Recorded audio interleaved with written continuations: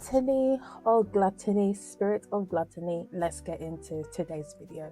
Hello guys, beautiful souls. Welcome to another video today.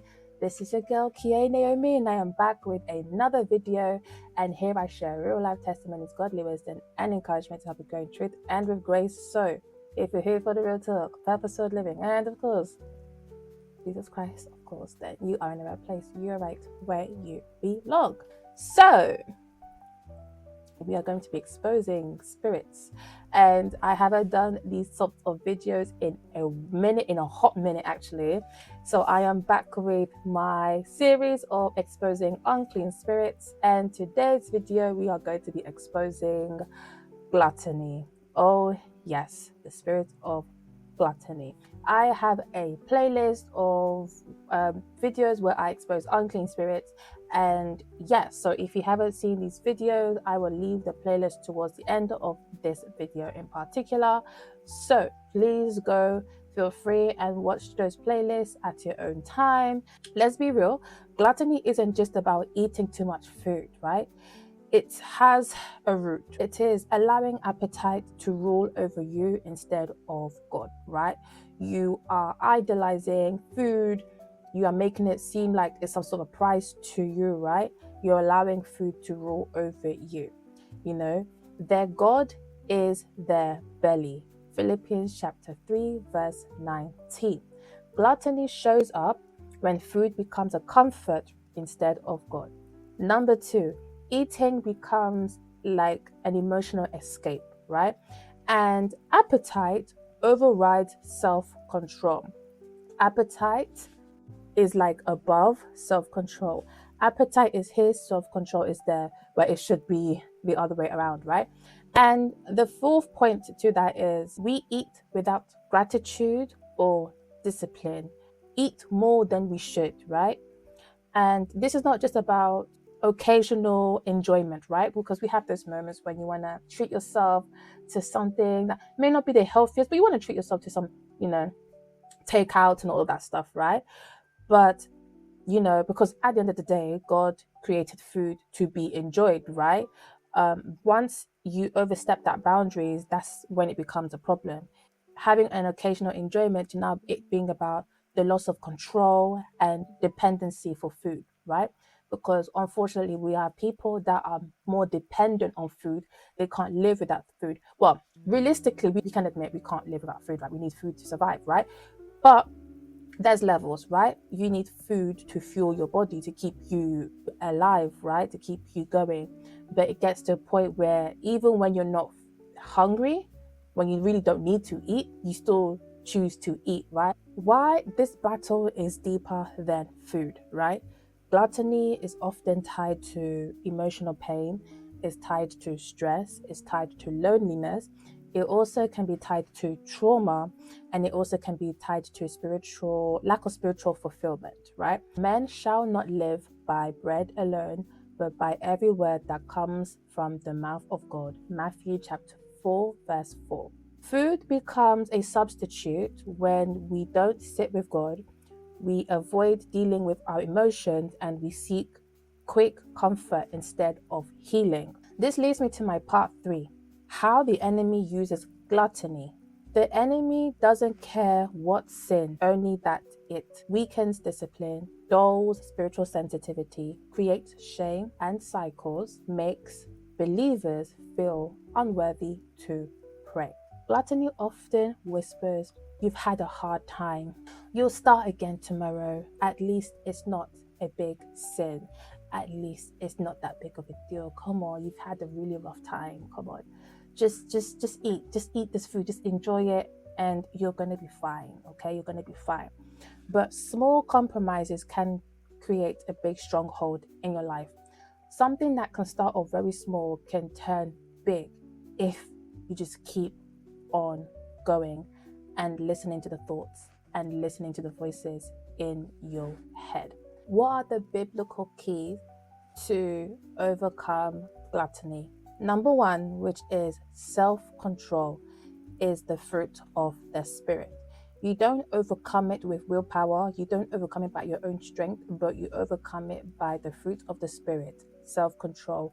Galatians chapter 5, verse 22 to 23. Ask God for daily strength, not just forgiveness of this sin. Number 2, fasting breaks the power of appetite. Fasting isn't a punishment, it's restraining the flesh. Sometimes you need to teach your flesh a little one or two things, about, control. Sometimes I'm like, do you know what, flesh? You're doing too much. We're gonna fast. That's how I be sometimes. Yeah. Sometimes I'm just like, girl, you've been eating too much, so we're gonna fast today. Yeah, we're gonna do 3 days water only, prayer and fasting. How about that? Let's see. I be doing too much sometimes, but sometimes you just need to pray and fast, right? So fasting helps, right? And it doesn't have to be. You don't have to pray and fast. I mean, you can. I choose to because it keeps me focused. But you can just do like an intermittent fasting and just not eat for a certain period of time, and then break your fast, and then have your dinner, and then repeat. And yeah, that has always helped me. Fasting teaches that you don't obey every cravings. Sometimes when you feel the craving, and usually at this time when you're feeling cravings for certain food, you'd be like, no, I'm not doing this. I'm not going to drink this. I'm not going to eat this. I refuse. Je refuse, right? So it's one of those things, you just do not obey your flesh and fall into that temptation of like eating food, especially when you shouldn't really be eating, or especially if you're really not hungry at all, right? Hunger doesn't control you. It's about teaching you that hunger doesn't control you, right? You have to have control over your hunger, not the other way around. And another point is that God is your source. Yes, even a short fast, even if you do 24 hours no food, 24 hours of fasting, that's more than enough. 24 hours of fasting, you don't eat any food, you just drink water, that's more than enough in the eyes of God. Even if you're doing a partial fasting from 6 a.m. to 6 p.m., that's still a progress, right? So even a small fast or delayed eating can shift everything, can shift things spiritually. So always remember that. Number 3, replace, don't remove. Replace, don't remove. If you remove food as a comfort, but don't replace it with prayer, worship, journaling, meditation, reflection, walking with God, you will go back to where you started. Trust and believe. Some of us been there, done that. Listen, I've had my fair share of doing one thing, trying to replace it, trying to remove it, and then ended up going back. Yeah. Don't do that. Replace it with the things that glorifies God, right? Healing comes from replacement, not from restriction. So see it as a replacement and not you restricting yourself, right? Because if you see yourself as a restriction, if you see this whole process as a restriction, you will eventually go back, because it will get to a point where it's like, I can't do this anymore. You'll go back to where you started. Now, this leads me to my 5th point, and this goes for practical and spiritual steps. And this is more of a realistic way of how to go about it, right? I'm going to section it in 3 points. So that is daily, weekly, and spiritually. So let's start off with daily. Number 1, pray before you eat. Now, I know sometimes we just get straight to eating and we don't even pray. I'm guilty of that. So let's make that a habit, right? Let's make this year or 2026 a habit where we pray before we eat our food, okay? Take it easy. Don't rush into eating your food. I'm talking to myself as well, by the way. Don't rush into eating your food. Take time in prayer, pray for your food, then you can eat. Ask, am I hungry or am I emotional? Think about it. If you are hungry, then eat. Don't starve yourself. If you are emotional, on the other hand, then that's when you know, like, okay, am I emotionally eating, or am I eating because I'm genuinely hungry, right? So ask yourself these questions. Eat with gratitude and not with guilt. Many times I've eaten food when I know I shouldn't really be eating, and then after I finish my food, I'm like, why did I eat this food? So if you're going to eat, make sure you're eating with gratitude and not guilt. Now let's go to weekly. 1 intentional fast, even if it's just partially. Reflect on emotional triggers, right? So ask yourself what triggers you to the point that makes you feel like, okay, I need to eat, right? What triggers you to make you feel this way? Reflect on that and figure out, okay, what do I need to do to work on my emotions, right? To work on the things that triggers my emotion. Also, back to the previous point, which is 1 intentional fast. If you can. Now, this is something that I probably do on a regular, but that's only because, let me be honest with you, I don't eat that often. On a very rare occasion, like here and there, I might eat 3 times, but usually that 3rd time is usually like a snack, something to snack on, and that's about it. But for the majority of the time, I eat at least once a day. Once a day, I'll have my dinner and I'll call it a day. I would say eat with intentions, have an intentional fast. Don't overeat. Um, Even if it's just partially from, like I said, 6 a.m. to 6 p.m., do an intermittent fasting. Find apps that will help you in your fasting journey, so that way your body over time will get used to it, and over time you will see a shift in your body physically where you feel like, okay, I'm not that hungry during the day, and you know how to basically, control your urges to want to eat something, right? Now, moving on to the spiritual side, I will say renounce gluttony and prayer. You're going to have to pray about this, because at the end of the day, this is a spirit. When you are codependent on food, a lot of people don't realize that they are idolizing food, and idolizing is a sin as well. And this is a reason why we have so many people that are obese, right? Because they are so dependent on food that their food has become their God. And that is a sin. And not only that, but they're literally causing harm to their body as well, because we are given this body to look after it. We're supposed to take care of it. Our physical body is an envelope which keeps our soul intact. And when you are abusing your body, constant binge eating, you are basically shortening your life, right? You're shortening your life, which isn't making things any better for you, right? When we all have a lifespan, and there are people that are shortening their lifespan due to their irresponsibility when it comes to food, right? And the worst part of it is, like I said, they are idolizing food, hence why they have become this obese, and they have health issues that will only, unfortunately, as harsh and as hard as it sounds, will only lead them 6 feet under. And that's not what God wants for us at the end of the day, right? So you have to renounce it in prayer, because this is an unclean spirit. The enemy does not care what kind of sin you're struggling with. As long as you're struggling with it and it's bringing you down, that's good enough for them, because at the end of the day, what they do to kill, to steal, and to destroy, right? And they're going to use whatever it takes, even as small as binge eating food, and eating from emotions, and using food as an idol. So prayer is a must in this case. Ask God to heal you from any emotional roots, which is another point that I would definitely add.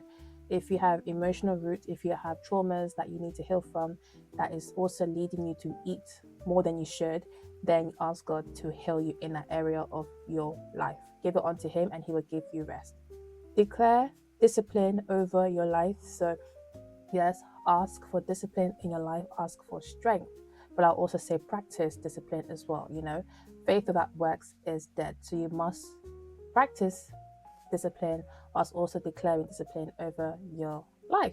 Now, this leads me to my point number 6, and that is grace matters. Let me hydrate my mouth. If you fall, don't hide from God. Don't fast out of shame. Don't condemn yourself. There is no condemnation for those who are in Christ Jesus. Romans chapter 8, verse 1. This is a process, not performance, okay? Let me give you guys a story about me. This is me a couple of years back. This was me at my heaviest, mind you. And fun facts, I love food in general. I mean, who doesn't, right? I love food. I'm not a very picky person when it comes to food. I'm quite open to trying out different food. As long as it looks appealing, as long as it smells good, that's good enough for me. Now, there are some foods that I really don't care for. For example, avocado. I don't care for avocado. I don't know why people are so obsessed with avocado. Like, it tastes like paper in my mouth. I think that's the only thing that I don't care for. What else do I not care for? I think that's the main thing, avocado. Anyways, when I was younger, and my sisters can vouch for me, can testify to this, I used to eat like crazy. During those times, I used to eat like no man's business. Yes. I would have, back in the days, I would have 5 portions of food. I would eat 5 portions and I would fill it to the brim. Yeah. I would make sure that it's filled like a mountain. Mind you, I'm not just eating regular, typical British food. No. I'm eating proper Congolese food. Yeah.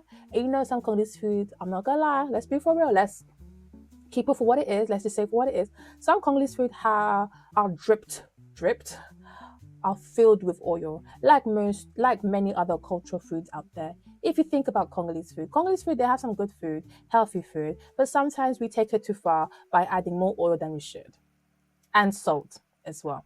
So imagine me loving obviously I love my Congolese food. I mean, who's Congolese and doesn't love the Congolese food? Like, you're not okay. Anyways, I will eat Congolese food. I will fill it to the brim. I will eat, and then I will go back and fill some more. Without even finishing the one that's on the plate, I'll fill more on the plate, eat, and then be about my business. Mind you, when I was a child, I was actually at my skinniest, yeah? I was a stick, according to my mom. I was a stick. To the point, like, there were some pictures of me that was taken when I was young. My mom said I looked so sickly, she had to rip some of the pictures. She had to rip some of the pictures because I looked that sickly, because I really did not want to eat when I was younger. How things flipped when I went from eating less to now eating more. Make that make sense? But anyways, that was that. During my adolescence, I started gaining weight. I started eating more. Stress was hitting me left, right, and center. You know how school is back in the days. Ugh, I hated school. Stress was hitting me left, right, and center, and I started eating there. And I gained weight. And at the time, I think I was wearing like size 14, size 16. And I remember shame covered me when I saw a jeans actually, that I bought from a shop called Select.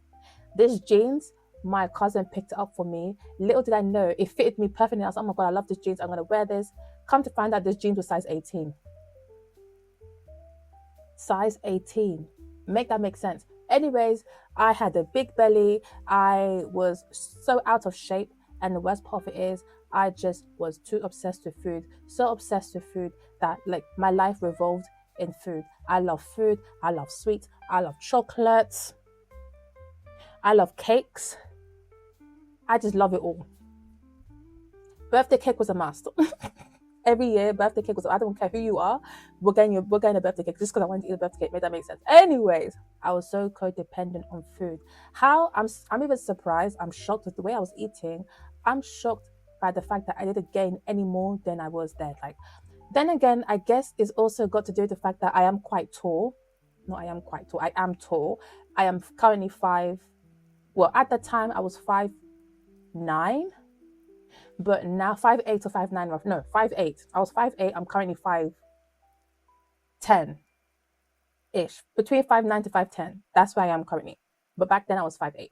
So I guess it kind of helped that I didn't look bigger than I was, but the weight was still there.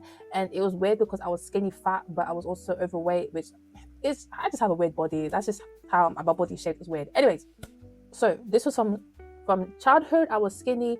Adolescence, I gained weight. I started eating, binge eating. When I was stressed out, I was eating. When I was sad, I would eat. When I'm angry, I would eat. When I'm sad, I would eat. Did I say sad again? When I was just in a good mood, I would eat. In every mood, I would eat. Whatever emotion I was feeling, I would eat. Anyways, adolescence goes by. I become an adult. I go into university, all of that stuff, right?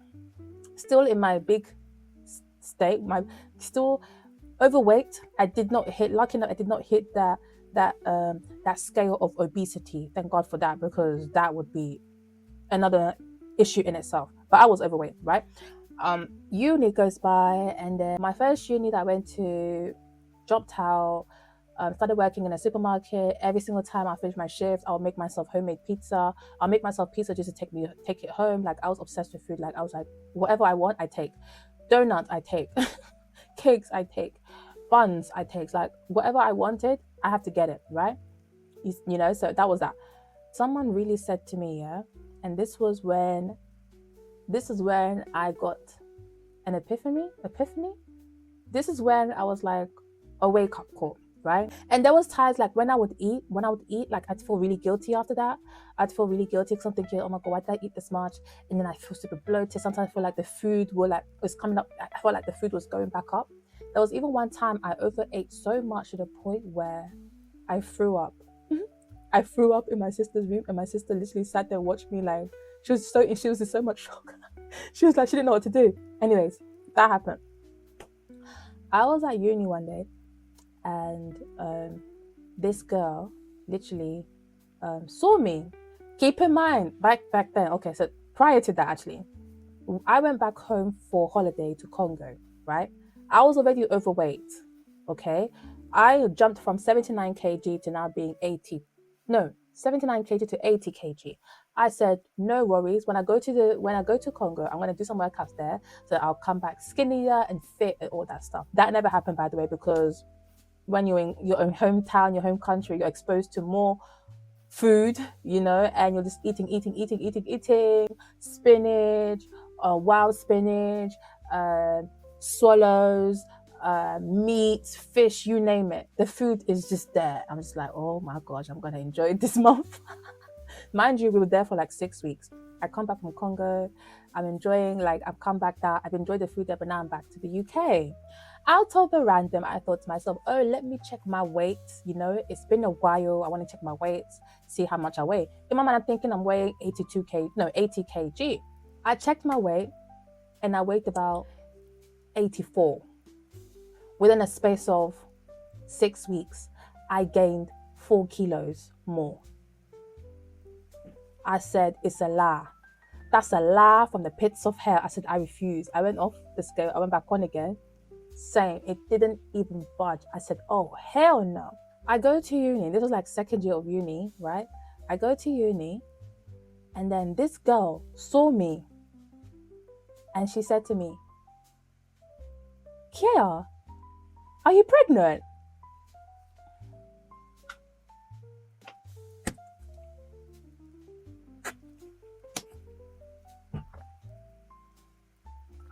I said, no, sweetie, I'm just fat. That was a wake-up call, because I was like, there is no way someone's going to stand there in my face, in my presence, and tell me and ask me, are you pregnant? I said, is it that obvious that I have a big belly, right? I really went home and I scanned my belly. In fact, I scanned my body from my head to the soles of my feet. And I said, wow, I really let myself go, right? So that happened. Shortly after, you know, uni stress got to me. I'm still binge eating and all of that stuff. When we finished uni, this was around May. I think I had June, July, August to myself. I said, this will be the month where I'm going to lose weight, and we are going to do it. I'm going to go in. I'm going to lose all the weight. I wouldn't recommend anyone do this, because this was the unhealthy way of me losing weight. But I would literally be eating 1 meal a day, but the meal that I was eating was like very, very, very small portion. I'm talking probably less than 1,200 calories intake a day, which is probably not the healthiest, but I did it. I was exercising 1 hour at home. I was doing intermittent fasting, and for the first month, I lost 6 kilos within a space of 1 month. Yeah, I continued on until I eventually dropped all the way down from 84 kg to eventually 72 kg in total within a space of 3 months. How I did it, I don't know. Was it healthy? Probably not, but I did it anyways, right? And I stuck to it. And then went back to uni. This was like my 3rd year. And then I also was working in I was working in a retail, and then I left uni. I think I finished uni. No, I left retail. I started working in a fast food chain restaurant, right? The problem still was there in terms of eating, stress eating, all that stuff, because at this point I am exposed to fast food. I'm getting fast food for lunch and I'm just eating. Eventually, I gained the weight back, but I didn't gain all of it back, but I did gain it back, and I was like stuck at 79, 80 kg. Then COVID happened, and I'm thinking, great. So you're stuck at home, there's food everywhere, and every single week I was ordering Domino's pizza. It was like a treat to us. Domino's pizza every single week during COVID time. Make that make sense? I don't know why we did it, but we did it anyways. I gained the weight back and I became overweight.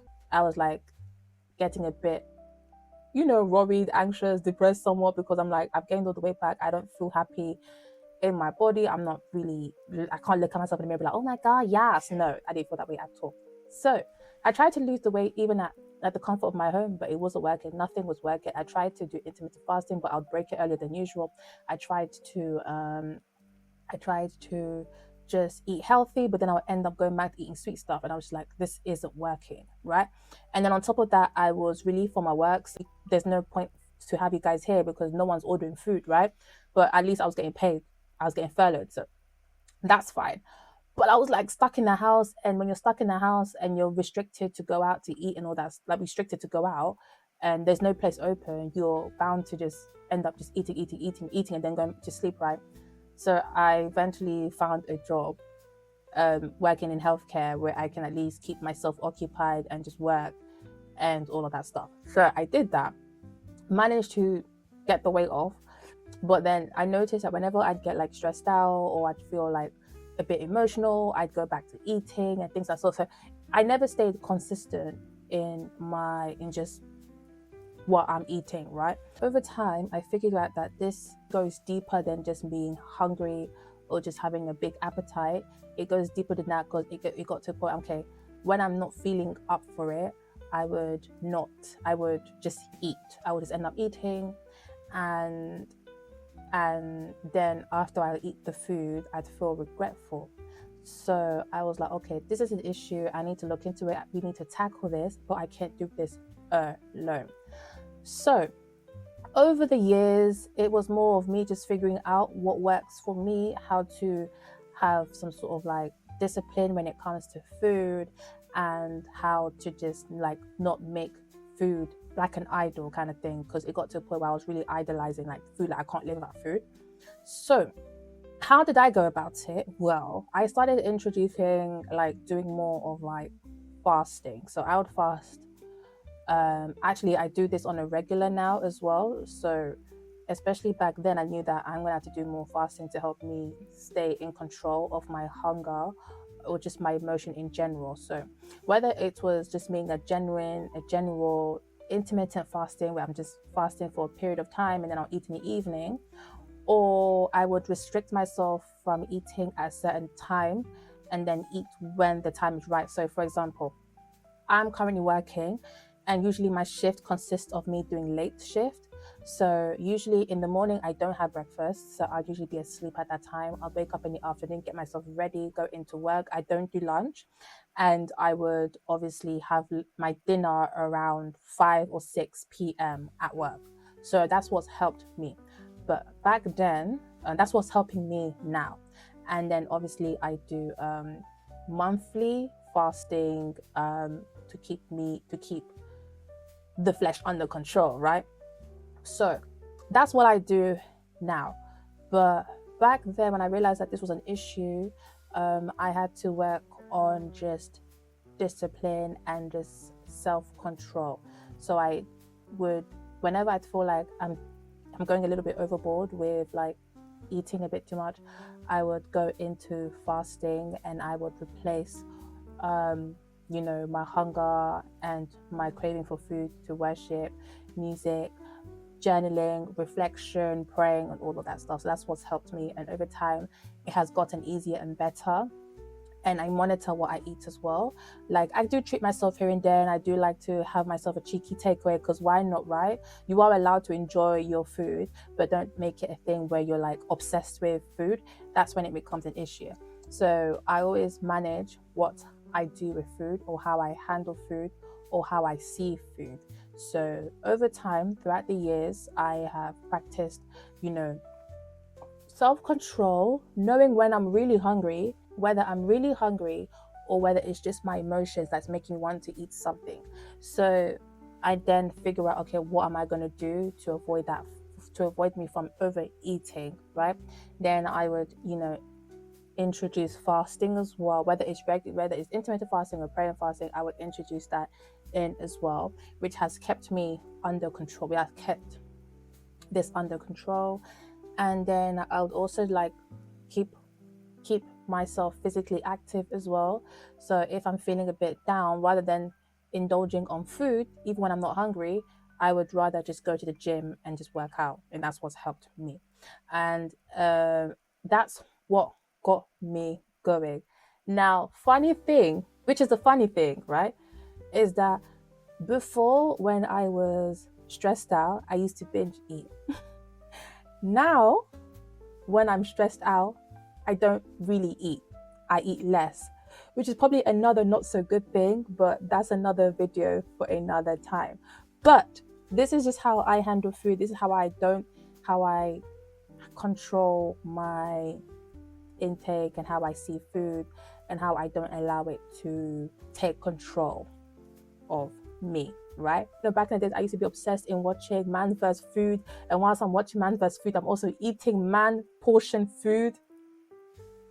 Yeah, that was me. So that shifted, and I went from eating like crazy, eating like ham, to barely eating, which is an irony, because I love food, but I barely eat these days. Like, I eat once a day, and sometimes even when I do treat myself with a little extra portion, I can't even finish the portion. I think my body's kind of like not used to eating too much food now, because sometimes I'd be like, why did I put this much food on my plate? So I end up giving it to my mom or to my sisters or whatever. So that's that. But that's just how I handled my portions. That's just how I handled it. And obviously prayer does wonders as well, guys. Prayer does a whole lot of wonders, okay? But remember, this is, like I said earlier, this is a process. It's not performance, right? And yeah, that's pretty much my story. So to close this off, I will say this: gluttony isn't just about food. It's about who we run for comfort. Do you run to God for comfort, or do you run to food for comfort? When God becomes your refuge, food goes back to its proper place. And voila, finito. That's pretty much the end of my video. I hope this video has spoken to your heart, and if it has, please do give me a thumbs up, or give this video a thumbs up. Share, comment, and subscribe. Keep walking in faith, guys. Stay reading the word of God, so please do read your Bible. Don't be slacking, guys. Don't be slacking. And remember that your life story is still being written by the author of life. Yes. I will leave you guys to it. Thank you once again for listening to this video. You guys take care, stay blessed. We'll see each other again, God willing. And remember one thing: Jesus really and truly loves you. Don't keep him waiting.